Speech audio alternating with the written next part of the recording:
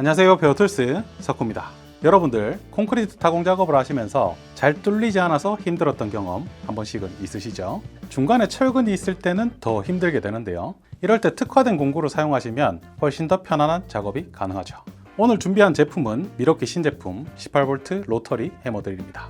바로 제품을 꺼내서 손에 들고 있는데요. 어떤 느낌이 드시나요? 일단 한 손으로 어느 정도 컨트롤이 가능할 만큼 가벼운 무게인 2kg대를 가지고 있고요. 손바닥을 쫙 펴서 제품을 가려보면 앞부분을 제외하고는 어느 정도 가려지죠. 가볍고 좀 작은 편에 속하기 때문에 라이트하게 제작이 된 제품이라고 생각하시면 되겠습니다. 한눈에 비교하실 수 있도록 예전에 리뷰했었던 미러키 로터리 해머드릴 2종을 함께 준비해봤는데요. 중간에 있는 제품이 M18FHX, 옆에 있는 제품이 M18FHP, 그리고 신제품이 M18BLH인데요. 기본에 충실하면서 가성비까지 챙긴 모델이라고 할 수 있겠습니다. 로터리 해머드릴은 힘의 단위인 줄값이 생기게 되고 회전수가 낮은 게 특징인데요. 3개 제품 중에 신제품인 M18BLH가 1400rpm으로 가장 빠른 속도를 보여주고 있습니다. 어떤 모습일지 궁금하시죠? 테스트는 드릴 모드, 해머 모드, 치즐링 모드 순으로 진행을 하고요. 뒤쪽에서는 로터리 해머드릴을 조금 더 편하고 효율적으로 사용하실 수 있는 꿀팁까지 알아보겠습니다. 드릴 모드로 설정한 상태로 20mm 5고비트를 장착을 했습니다. 한번 타공해보죠.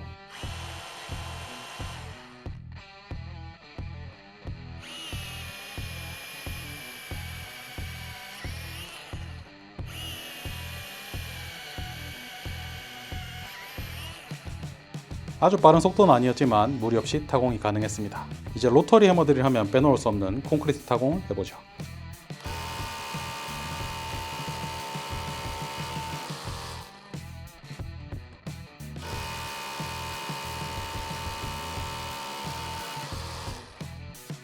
콘크리트 6mm를 장착하고 가이드 깊이만큼 타공을 해봤는데요. 아주 빠른 속도로 작업이 되죠. 시원시원합니다.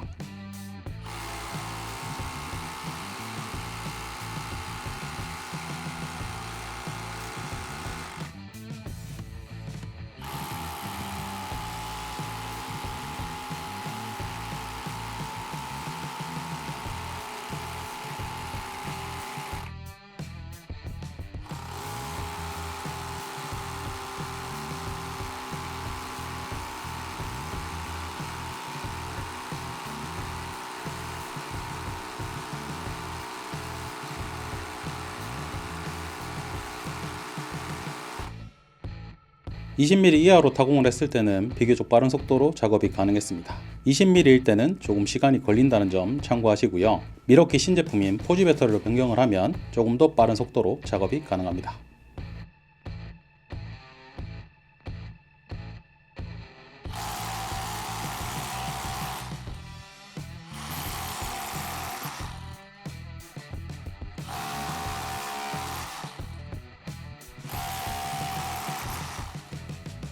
플랫치즈 같은 경우에는 납작하게 생겼기 때문에 방향에 따라서 조절이 필요하겠죠. 그럴 때는 치질 모드 옆에 있는 방향 전환 모드에 위치를 시키고 손으로 이렇게 원하는 방향을 맞춰줍니다. 그리고 다시 치질 모드로 변경을 하면 되죠.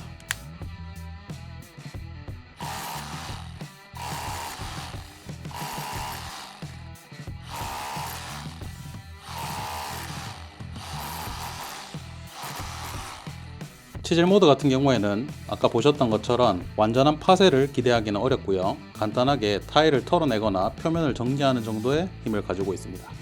로터리 해머드릴 스펙을 살펴보면 모델명 M18BLH 18V 프로 시리즈 모터를 사용하고 무브와 회전수 1400rpm, 분당 타격수 4900bpm, 임팩트 에너지 2.3줄, 무게는 베어툴 기준 2.6kg입니다.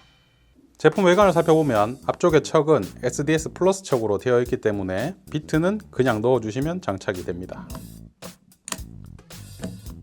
그리고 탈착을 할 때는 검정색 뒷부분을 뒤로 밀어준 상태에서 앞으로 당겨주시면 되죠.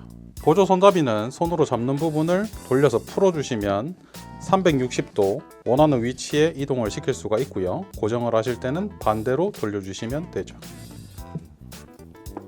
보조 핸들에는 한 가지 기능이 더 포함되어 있습니다. 구성품에 동봉되어 있는 가이드바를 장착하면 타공을 할 때 깊이를 설정할 수 있죠.